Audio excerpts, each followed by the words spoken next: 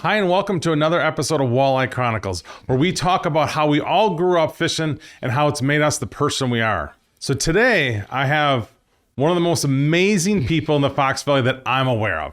This gentleman goes by a nickname. He was a firefighter. He's an entrepreneur. He's an inventor. He's a TikTok star. Now he's all over Facebook, and he's making your life full of smiles every single day. I'd like to welcome Mr. Paul Coot Williams. Thank you, sir. Appreciate being here. How you doing today, Paul? A lot better than yesterday. Well, that's good. So I want to first go out and we're going to get into all your products, but I want to find out what your first experience fishing was. Well, I grew up on the north side of Oshkosh, bullhead fishing. Nice. And my gang, I call it, we had a bullhead contest for a month. So we had to catch the biggest bullhead in that month, and then we had a plaque made up and all that, and I won it that first year. Do you still have that plaque? I would have to look through my archives archives. That's it. Yeah. So how did you grow up? Were you a middle-class kid? Did you have boats, shore fishing? We did a lot of shore fishing, and my dad had a 1956 Lumacraft 14-foot boat with a 15-horse Johnson. And when I got old enough, I could actually drive that. But every time he took us out, we fished every Sunday in Siloam Bay. And I always kept saying, how come we don't go way out there? He says, there's no fish in the middle of the lake. Oh, okay. So we always hung around the shorelines and a couple reefs that we perch fished and all that. And Grandpa Williams, he liked casting rapalas. Okay. And they were pretty expensive back in the day. And he was catching walleyes in the front of the boat, casting them, just thinking, that looks like fun. I need to do that. So that's how I kind of grew up with a rapala back in the day. Nice. So the boat, let's break down the boat a little bit. Did it have any problems? Was it one of the motors that it was like Dad had to pump a couple times, prime a couple times, and then a certain amount of holes, or was it just a starting? It started very well. We had it till he gave it to me back in 1980 something, I think it was. And then I got married and we ended up buying a 19-foot Spectrum bluefin boat, which was cool. So, yeah, that boat got me through a lot of stuff, and I couldn't fish in very big waves like we can now. But it was a lot of fun. Do you, the first time you took it out by yourself without Dad around, when he gave you the permission, were you terrified? Were you trying to sneak out a little deeper water? Well, the biggest thing was backing it in first. Learning how to do that with a Mustang. Right? Oh, wow. Yeah, my 1967 Mustang had a hitch on the back of it. Yeah, so that was a little interesting. And I believe I took my grandpa out the first time with me. So that was fun. Always loved fishing with grandpas. I miss those guys, all that. Right. So. Did you catch fish that day? Perch. Yeah. Perch. So what did you target most as a kid growing up? Was it walleyes, perch, bullheads? Was mostly perch, but if I was fishing from shore, it would be bullheads in the springtime. But eventually we would catch a few walleyes on the side. You know, that was a bonus fish for us back in the day. But we were always after perch. All right. That's cool. What lure do you remember from as a kid besides the Rapala? What lure really kind of set you... that you also now have in your, something you saw that you used back then that kind of morphed into what you do now? Well, the red and white Daredevil was huge back then. Right. We could actually see when Dad would cast out, perch would follow it, and all of a sudden a walleye would bang it right off by the boat. You're like, whoa, did you see that? So we started buying more red and white Daredevils. So that was a good lure. I sometimes throw that out as a trolling bait to bring back memories and see if it still works out there. Well, that's the best part. It's the memories we get. So if I said, what's the one thing that brings a memory back to you right away? Is it a weather pattern? Is it a bait? Is it a color? Is it a smell? Is it time of year? Or is it a person? It's probably a lot of those factors when I'm thinking what you're talking about there. The time and dates were probably, it's always on a good day. We never fished on rainy days like we have to nowadays, it seems like. Like I said, grandpas were always great to take out there. Dad was great to take out there. I remember my brother and I would be swimming out in Siloam Bay. We'd be on one side of the boat, and Mom and Dad would be in the boat catching perch, and my brother and I are swimming, and they're catching fish. That was pretty crazy. That is pretty crazy. So do you have a big family? Just my brother and I. So were you guys always out together, or was it we kind of grew apart. He had his friends, I had my friends. My brother was not really into fishing like I was. The Zepco 202 was a big deal back then. I graduated up to a Zepco 600. Wow, there you go. So At what point did you realize in your childhood that you're like, I want to do this? Like, not necessarily become Coot's Lures, but I want to have fishing part of my life all the time. Like, It's hard to pinpoint a special date. I kind of grew into fishing from the bullheads and the perch, then into the walleyes. I remember getting into the Otter Street tournament in 1980, and there was not pick a partner, but draw a partner. And you had to have a boat, so you had to decide who's going to fish in what boat each day. So that was quite unique. I got a guy from Neenah. We had to go all the way up there, fish by him. The next day I took him down by Oshkosh and fished down there. $30 for a hat. That's what I paid for it. That's what it cost. And now what, $400 to get in? That would be an interesting concept to bring back. Right. Just everybody entering and see who you get each day. Mm-hmm. Oh, that'd be something different. So growing up, did you fish every day? Was it after school? Was it? Oh, mostly bullheads is at night. Yep. That's when we always caught them. We always had the gas lanterns. Oh. Coleman's and all that kind of stuff. So we don't have the high-tech flashlights on our hats and all that kind of stuff. So, yeah, it was pretty crude back then. I had to make sure I set the rod right close to the water so I could actually watch that tip just move back and forth. Wow. So That's fun times. I mean, things have changed a lot. Oh, yeah. Especially, I don't pick night crawlers anymore. I go buy them. I'm too fat and old to bend over and pick up crawlers. Yeah, and I think it's pretty readily available to us now. Whereas Yes. back in the day, if you didn't get to, it wasn't, there's quite a few bait stores now, but, it's not the same as it was. Every gas station sells crawlers, it seems Right. like nowadays. Yeah. I sure do miss twos. Yes, Twos correct. was a good yes, one. that was closer to my home, so I had to go a little farther to get to where I got to get at. Yep. But and especially right at the landing there. What bait shops speaking of that, what do you remember growing up? Was it Twos? I'm not. Well, as old. Twos was a good one. The other one was on the Lakeshore Road, right on Winnebago. They used to sell a lot of minnows in the wintertime. I remember going there for ice fishing. Dad would buy the minnows there. It's just off, south of CP Street it was. Okay. It was just like a normal house. It looked like the guy had a big tanks in his garage and all that kind of stuff. Nice to get any special lures and that from there, or just live bait. Just live bait. I suppose it pretty was much. live bait and hooks back in the day. Right. Pretty We much. didn't have jigging wraps and all that kind of fancy stuff we do now, and hardly no plastic. It was all live bait minnows. What was the first plastic you had? Was it Mr. Twister? And did you love it? I believe so. A beetle spin. Okay. I think it was. Yep. Yellow with a silver blade. I think actually I had one of those too as a child. That was. Do you remember the beetle spins? Did you do much ice fishing? Yes, a lot of ice fishing. Because that was a cheap way of going fishing, is you could get out there. If you didn't have a boat, you couldn't get out there far enough. But my dad gave me a story, but I think it was 1956 or 7. He actually got stranded on Winnebago, and they had to go off the east shore because the crack opened up so wide that they couldn't get across. Wowzers. How was drilling a hole back in the day? You obviously had more ice. You had less technology, no batteries, and A sharp chisel and a lot of this. You started a hole like this and you ended up with a hole down like that because there was a lot of ice back then. yeah, And if somebody had a power auger, I became friends with him real quick. I bet the sound of the jiffy with the one handle was probably Yeah, godsend the to people out suicide there. one, right? So that was at as much as you get out ice fishing then. As much as I could every weekend. I had full-time jobs. Since I've been 16, I've been working every day. Okay. So did you have a shack? Are you just straight winging it? Just It putting was as much sitting on a close. bucket pretty much, yeah. We didn't have shacks back then, and I think it was 81 or 82 I built I want to say probably one of the first portable shanties out there. I had a canvas sides and fold up and tear apart and all that kind of stuff. And I noticed these sturgeon guys had to burn their shacks out there. They couldn't get them off. I thought, why would you spend all that kind of money and you had to burn it down? I said, why don't you just make a canvas one and you could pull it out there in and out. Like, I still have that. So my wife said I should bring that out and take some video and pictures That'd be of pretty that. cool. I'd like to see a video of that. Maybe you can do we could do an old Skyrim day. We go out and use everything old. Yeah, We do there you chisels. We do chisels, nothing crazy for baits, no electronics, and just kind of wing it. See what happens. Some small maps. That's about it. Yeah, winging it with no electronics. That'd be really interesting. Right. I couldn't imagine going out now without having that stuff. And Right. that's kind of how you grew up. I mean, so did you learn from, like, was it maps or was it just like other people telling you of kind of where to go, or just kind of, I'm going to walk out 100 yards here, see what happens and drop. The old GPS is right here. Okay, remember that tree and that silo over here trying to make a triangle? Yeah. Right.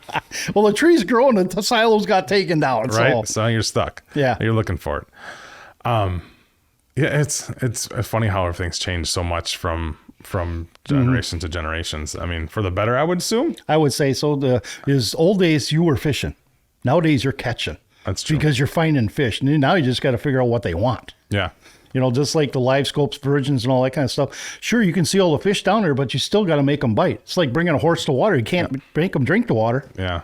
Yeah, that's the kind of the worst part sometimes. You're looking at the live scope, you can see them there. Or the cameras when you can stare at these fish for hours and they don't. It's frustrating. It's very frustrating. That's why I don't even want one in my boat because I don't want to do that. Right. And you can get, fixated on them too and just stick with that. Where, back in the day, I think it was more fixated on just getting out and spending time time outside. So what are some people that you were out with the friends you remembered that any awesome moments you had, or the biggest fish you caught as a kid, or what's the best moment of your not early childhood, but of your... Well, I can say back in the 80s, ice fishing, and we were off of Murdoch Street, probably a mile out, walked out, and we're all sitting on buckets, and that ice shifted so hard it knocked us off our buckets. Oh. And that really kind of freaked us all out. I said, I think we need to get off the lake. I didn't know what was going on. I said, I don't think we better be out here. But we had like 12 inches of ice. Wow. But that was kind of freaky. Probably catching my 49-inch, 34-pound muskie with my dad at the 41 bridge, jigging for walleyes. Wow. I set the hook, and I thought I had a sturgeon. I'm horsing it, thinking all of a sudden this laid on top of the water, like, holy moly, look at the size of this. It's a muskie.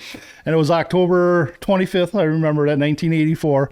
And I told Dad, I said, I don't even know if this thing's in season. So we went down by Curly. He owned Rainbow Baits and Tackle back in the day. Yep. He said, oh, yeah, that's open until November 30th. I got it mounted. everybody's criticizing, oh, you should have had Well, they didn't have replicas back then. I only paid $2 an inch. Now, that's cheap when you look at it, but that's super cheap. That baby's still hanging on my barn wall. What color jig? That was lime green. Lime green. Quarter ounce stinger hook, minnow. Minnow. Yep, 1984. That's crazy. What kind of pole? Oh God, I would have to say that was probably my spinning rod and reel that I got from my mom and dad for my graduation. They also gave me a tackle box, and I still got them both yet. Got to hang on to that kind of stuff. It is. That's kind of the best part. The memories kind of come from that stuff. The old lures you have. Do you have any old lures that you had from your childhood that you put away and never going to use again, or? Well, I still carry some in the boat, the old Countdown Rapalas. Sometimes I'll go pull those on top of the reefs, Do you ever worry if you lose one? Well, it is what it is. I can't do nothing about it. So do you, like when that muskie caught, did you put that jig aside, or did you? No, it's in its mouth. It's in its mouth? Oh, yeah. Just like my first 7-pound walleye, it's got that 32nd ounce jig in its mouth. Wow. Well, how are you fishing for that? That one was up in Eagle River, and it was getting really getting dark. A friend of mine owned a cabin up there, and we caught a lot of perch. And I said, I'm going to go jig this shore, about 3-4 feet of water, if that. And this also caught that thing, and we always had a bet during the day who caught the biggest walleye and all that. And I kept winning it all the time out there. You're too good for up here. You don't come no more. Got to put a thing on you. You have to you have to be a certain amount of pounds to get there. What things from your childhood do you take with you? Childhood fishing do you take with you today? So what things did you learn as a young angler that you used as a firefighter, as an entrepreneur, doing social media stuff? What do you think? How do those lessons, or what lessons from your youth fishing did you take from your future? I'm trying to be more patient, understanding what I'm trying to do. Right. Try to verbally communicate with people how I do things and why I do things. There are certain things the way I do in my boat. After watching all these videos, I really like videotaping and watching people net and catch their fish. It is hilarious how they can screw up. Right. And I have a certain way that I want to net the fish and also bring the fish in. I just had an incident a couple of weeks ago. I had the Barb Carey and her girls, Wisconsin women, up in Green Bay. Yep. And they wanted to learn how to troll. So we're bringing in this walleye.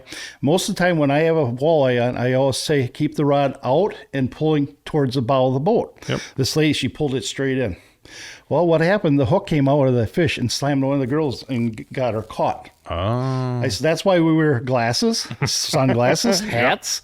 Yep. Stuff happens. It really does. And this is the way I'm trying to teach people.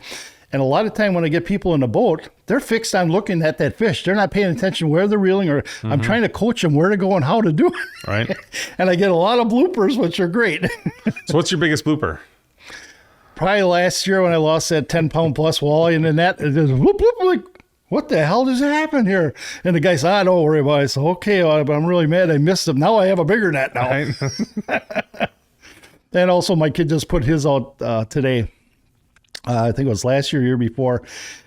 He loses a board. He goes in after it. He swims for it. I thought you made him do that. I did. I threw him in. You get that board. I need that thing back. That's the best. I mean, I do like that about filming stuff, is you see things you have to work on or whatever. I actually had a moment during NWT this last week where we had a net issue, and I looked back at it and I was afraid that I was going to be mean and a terrible. I'm like, man, you're growing up. You were patient with them. You told them to relax. You told them, I walked him through the steps. I'm like, 10 years ago, that would probably not have been me. I'd have been, more of a little more aggressive probably, but it doesn't, at the end of the day, it doesn't really help, I guess. Like you said before, you got to kind of teach people of what you're looking for them to do. Right. Because when you're in that situation, you don't know experiences at all with that guy, and you got to be calm, collective, all that kind of stuff. Okay, it happened. It's the way it is. Let's move on. Let's do something better and different. So yeah, but that's your point. Patience does come from fishing. I mean, even though you're a little more catchy nowadays, but it does come from fishing. You know what fishing's all about? Yeah, it's one jerk waiting for another jerk. Right? Pretty much.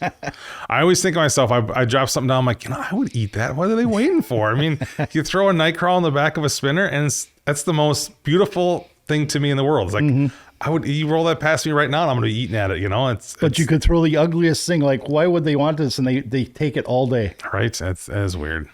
What about mishaps, misfortunes in the boat? Oh, I got all kinds of them. Do you break anything? Bones? I mean, everybody gets the hooks in them. I had one hook 2 years ago, and lucky it was just a little hook in the finger, so that wasn't too bad. And I did a video on how you take it all out, and they took it down on me. I says, well, this is education. I'm trying to teach people how to take this hook out and all that. Back in 2020, going to Lake Erie for the fall brawl, we get down by West Bend, we hit a deer. So I got the damage on the truck. I said, well, if there's nothing leaking fluid-wise, we're good. It's just cosmetic. He says, okay, we'll go. So we get in Ohio. We get out, get gas, and my son says, what happened to your trailer? Here are the tires on a 45-degree angle. I says, well, that looks like a broken axle. He says, okay, Aaron, you start calling around looking for a welder. And he was doing that, and all of a sudden this guy pulls up in a white town truck. I said, hey, you got a wire feed welder at your township? He says, yeah. I said, okay, can I rent it? He said, yeah, no problem. Come on over. So I get over there. He's got all the right tools for me. So I jack this thing up. I look under to see why it broke. Well, he missed like a 1/4 inch of the weld. So you know it's going to be bad. So I jack it all up. I hammer it all back. I put it all in place, re-weld it, and we're fishing that night. So everybody was like, holy moly, you went through all that to catch fish. Yeah, why wouldn't we, right? Right. You went all that way. What about on the lake? Did you ever had any incidents like... Well, let's see. Back in, I think it was early 2000, Lake Erie, we were fishing at night, and the northeaster came up, and we're 10 miles out of port. You talk about white knuckles trying to get back. And I told her, I said, we'll be okay. We're in a 20-foot boat. No problems. Just hang on. We'll take it nice and easy. And my uncle was scared to death. I said, don't worry. We'll get you back. And how long did it take you to get back? Oh, I would say a good hour.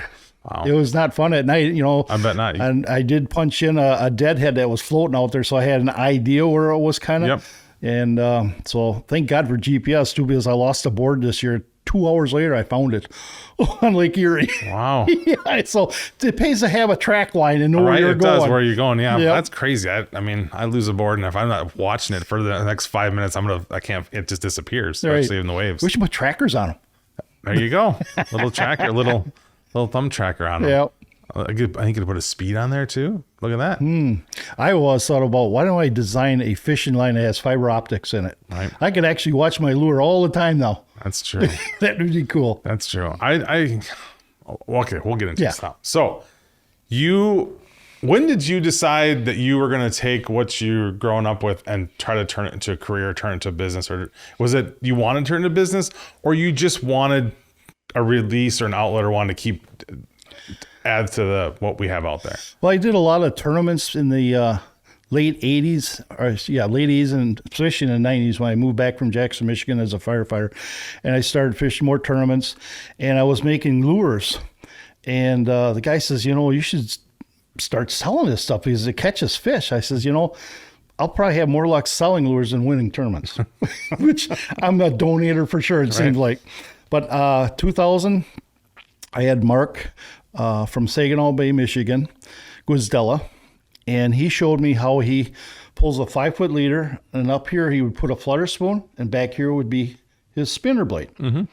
So that's his technique. So he brought that to Winnebago, and he showed me that. He fished the PWT and all that kind of stuff. So I started tinkering with this system, and I like the harnesses, the spoons, and all that kind of stuff. So I actually started putting the spoons with the harness on the back of it, because all the time the board would go back, I'd get nothing. Here, they're attacking the flutter spoon. Oh, just like the colored fish weights, same thing. The fish hit that. Well, why are we doing that? Let's put the right on there. So that's why I came up with my kit. It's got 6 flutter spoons, 2 different sizes. I have 6 spinner blades, 2 different sizes, 3s and 5s, 5 bead assemblies, 3 treble hooks, and I got 3 hook assemblies, hook harnesses, I should say. So with this kit, it was all interchangeable. Mm-hmm. And I went to the Green Bay show, and we sold like 3,000 kits that year because it was totally different. Right. I was hoarse by the end of the 3 days showing people how it worked and all that kind of stuff, because I wanted to create a kit that a person that doesn't fish a lot would have all the components that he would have on shore or his boat. Okay. So you could drift with this, you could troll with this, you could sometimes cast with it if you put the weights in the right place and all that. So that's what I started thinking, I want to start building products that's affordable and quality great. That's what I want. And if there's any issues, I tell people I want to know about it right away. I want to take care of the problem. If we can alleviate the problem, then we're all good then. And It's been working out great. So what from this original product, is there anything from growing up that you wanted to do that you added into this product? That from growing up, I didn't know. I just pretty much all from 2000 on. Nice. I love that it's Coot 1 on the back. Yeah. We got a Coot 1 and a Coot 2. So they do have different color schemes in there. Yep. One seemed to work better on Winnebago, and the other one seemed to work better on the Bay of Green Bay. Okay. So that's why I did the Coots 1 and 2. So your bodies of water you generally fish, what are they? Pretty much Winnebago and Green Bay. And lately I've been doing Lake Erie. Last year I did 6 weeks. This year I did 2 weeks. I'm going back again next year for 6 weeks again. Love taking my friends over there, having a great time catching those fish. It's a phenomenal factor. Wow. Right. What's the best part about going out there? What's the best part about going out there? The camaraderie. It just, like I said, I take people out there that have never been there, and to catch monster fish like this consistently is just crazy. And sometimes you might get that 30-incher. Right, and those people generally aren't fishermen. They're fishermen. But not necessarily. But they don't have the boat to do that out there. It's nice to have a good-sized boat. You can go out there in 14, 15-footers if you have it, but you're... Watching the weather? Yeah, watching the weather big time. It's the last day I was out there this year. We're in 4 to 6 rollers. And it's up and down like this. And I told the guys, I says, it's going to be ugly out there. I will take you out there. And one guy's rain suit kind of failed. He got cold. I said, okay, we're going in. We don't need to be out here. Right. Safety's always number one for sure. And my first goal in that boat is make sure we get back. Right? Yep. For sure. So you talk about camaraderie. What's it about having a friend along that really kind of makes fishing or anything it's all sharing the memories? It's a talking because if something came up and it's like, we got something to talk about when we were sitting in the old age home. Right. That's what's going to happen. Right. And now with my son, I can look at all the reels. I won't be bored. So what from your early time fishing have you shared with Aaron and do you share with your grandkids? Oh, yeah. My grandson actually turns 1 today, so we'll be having a little party for him and that kind of stuff. Still, as Aaron grew up, he wanted more in sports. He didn't have time to go fishing with me. Okay. So that's why I'm trying to spend much time with him and my daughter. When they have time, I'll take her out and all that kind of stuff. To share all the knowledge, if I want to call it knowledge, to pass it on there. And I don't think he'd be kind of overwhelmed. Okay. But what's one thing that you would want to kind of share with them? Not necessarily techniques or nothing, or just about about fishing, about if it's the camaraderie, if it's about, having people out there just just having a good time, and we're catching fish. It's boring if you're not catching fish. This February we were up in Green Bay fishing for perch, and I catch this 15-inch perch, my personal best ever. It's just huge. And I was thinking about letting it go, and he said, "No, you should get that mounted." I says, "Why?" "Well, when you die, I can have it." Okay, there's a memory, I guess. I mean, that is true. I mean, that's them little things to you that we each take from our father or whatever to remember them by. Yep. That's pretty interesting. So what's your favorite, you grew up on Winnebago. What was your favorite body of water growing up? It would be Winnebago first, yeah. Okay. And I can give you a story. When the number 13 Rapalas came out, okay, and I bought a bunch of them because a guy told me how he was doing this technique up in the Menasha and Neenah area. Okay. He's in 14 feet of water, and he's catching these big fish suspended. So I says, "Okay, Dad, this is what we're in our 14-foot boat. We're trying to run 4 lines, which is a little difficult." And first fish is like 5 to 6 pounds. He couldn't believe it. Like, "Oh my God, I can't believe this fish is going to eat this big bait." And we were using the rubber-ended sinkers. Okay. They didn't have inline sinkers at the time. They just had that rubber one. So I had to figure out, okay, what, 5, 10 feet above. And when you get 10 feet out, that's a lot of lifting and for a 14-foot boat, you can't let go where can you know? Right. And we didn't have no line counters. It was all guess by spin casters. Yeah, it was quite interesting, but we caught some nice fish. Do you have rod holders in that boat or no? No, not that. Everything would just lean up never against the had, side? if they had rod holders back then, it'd probably been the old wire ones. I mean, the metal ones. Yeah.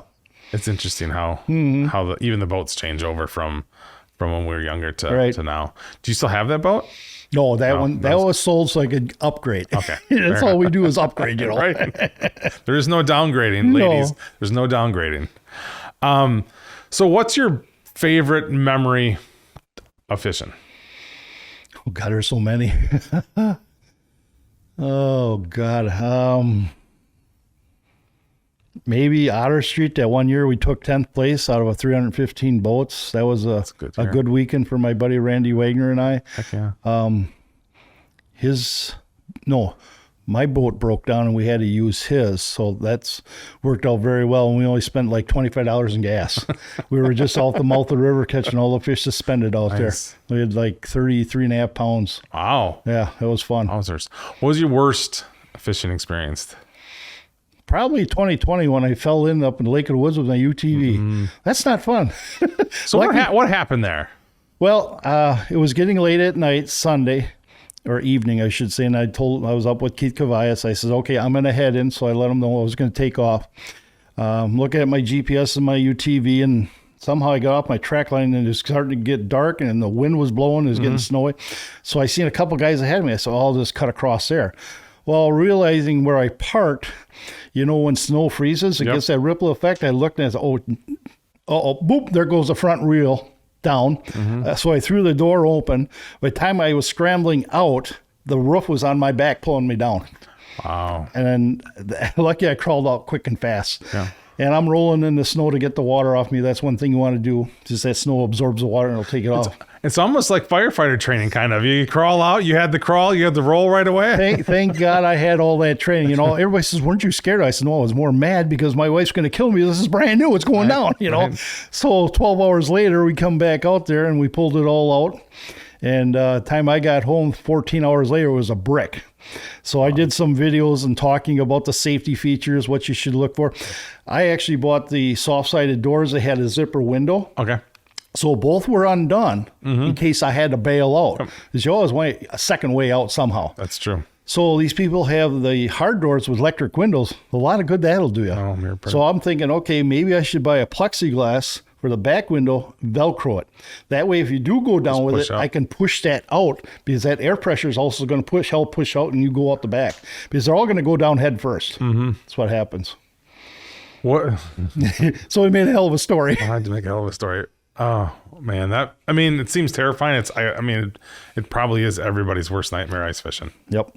When was the first time you drove a truck on did you ever drive? You obviously. Well, I remember my grandpa, he was 80 something time. I was just getting my driver's license, So I says, can I go take this on the lake? I want to try doing some donuts. So we're doing donuts with my crap at 80 some, I don't know, 68 Impala. Wow. What was the lake like back then? Oh, Was there bridges? there were bridges and snow plowing guys were out there plowing all the time. I was with the, not Otter Street, but the Oshkosh Ice Fishing Club. So I was welding up bridges. I was a pass welder. I did the bridges and helped fix trucks and all that kind of stuff. And we actually lost that one truck that went down, and that was not good. That's a lot of weight to bring up, big plow, V plow, and all that kind of stuff. So that was a fun club. Otter Street's also a great club. They're also foot of the lake in Fond du Lac. Then you got Paynes Point or the Hook and Spear Club, I think. Hook and Spear Club. So thank God for those clubs. They helped the lake a lot. So back in the day, was there more snow? Yes. But there was more ice. A lot more snow and a lot more ice. It all depended. If you didn't have four-wheel drive, you weren't going out there at all, you know. What's your worst landing? Everybody has a landing story. Although I would love to do cameras on Rainbow Park. Would be probably a lot of footage. We should do that on Memorial Day weekend, sell brats and hamburgers, and we'd make a killing. We would make a because, you know, my biggest pet peeve is if you got your boat ready, dump it and go. Yep. You get these people that pull right up there, they take up a stall, and it takes them forever to get everything done. I'm sorry, people, but we need to move and function a little bit faster in this. That is true. So you didn't ever had any issues backing in? Well, you do. Get going after a while.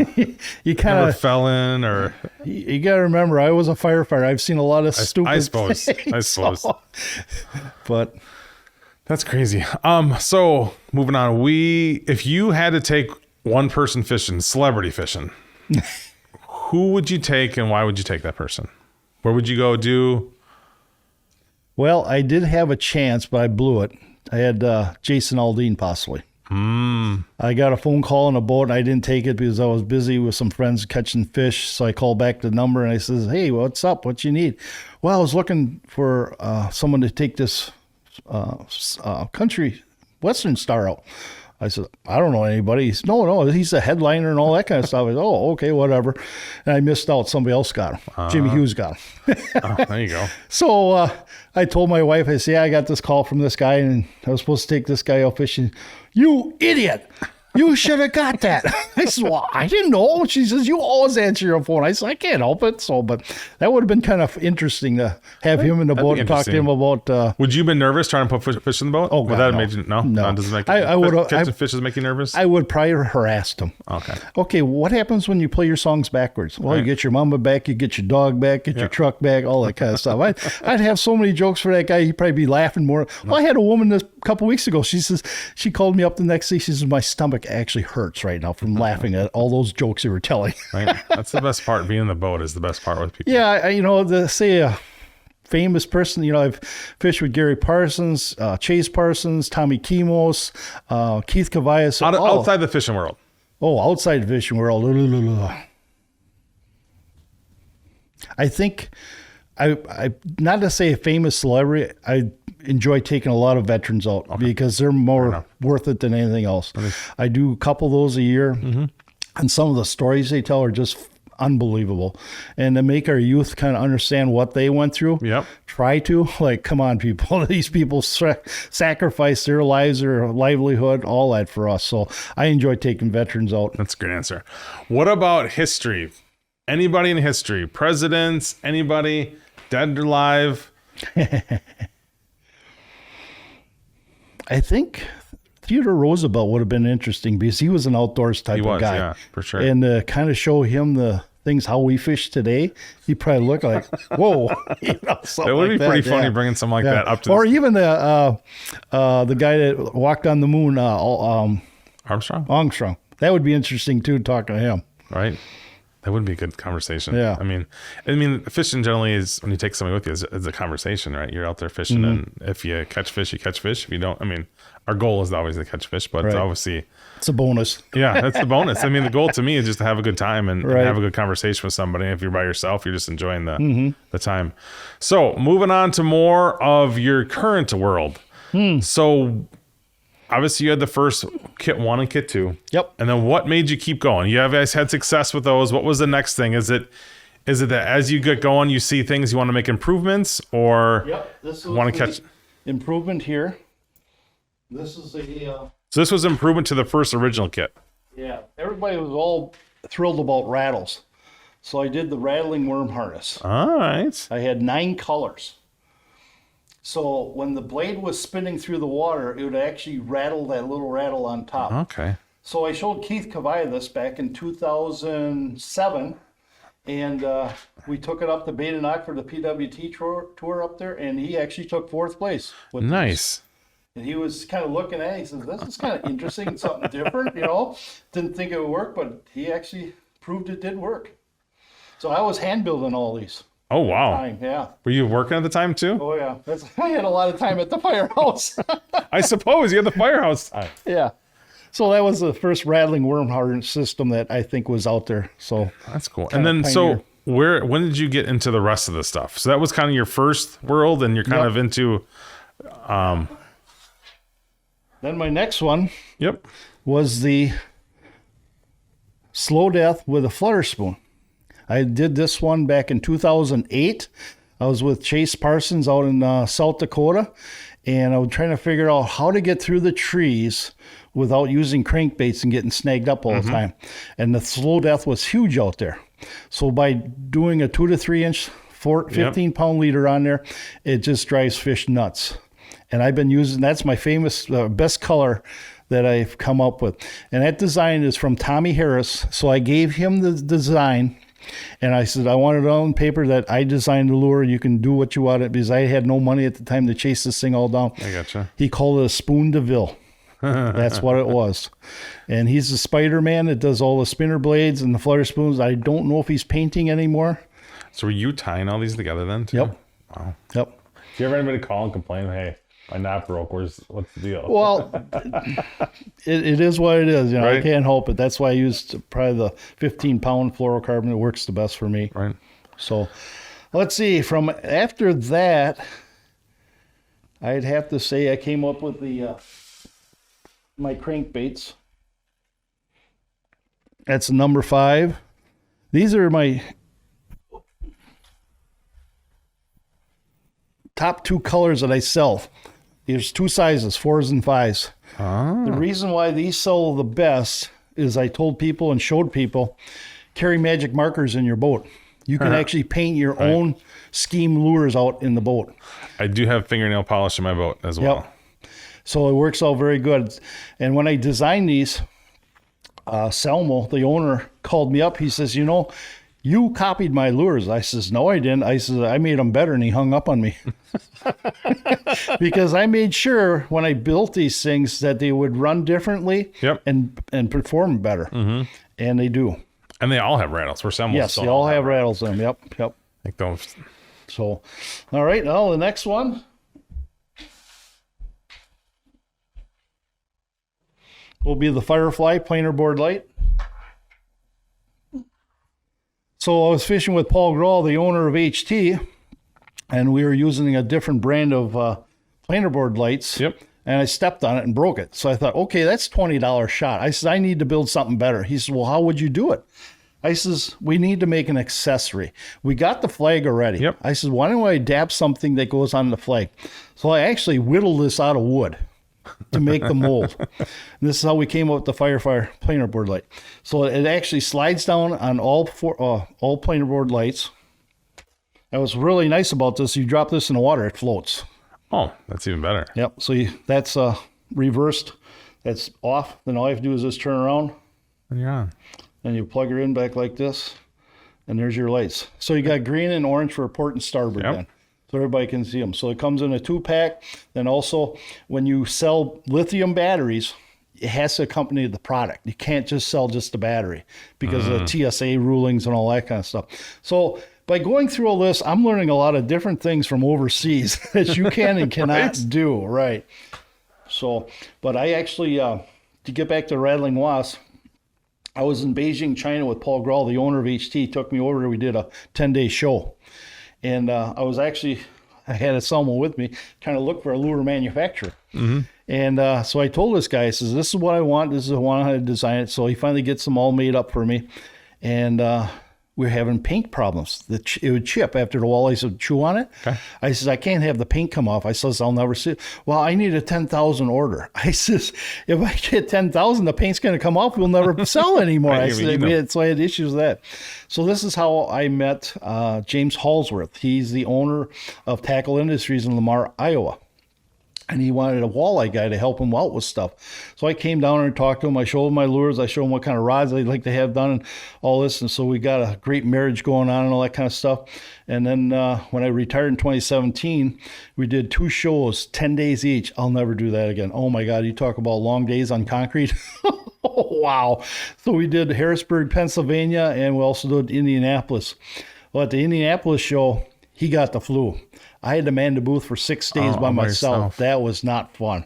But we sold a lot of stuff. But thanks to him, he's the one that got it started for me and all that. So, well, the next one. Magnetco. The Magnetco. This one's been awesome. I sold 3,000 units last year of these things. Wowzers. So what it actually does, it actually holds your net in one place.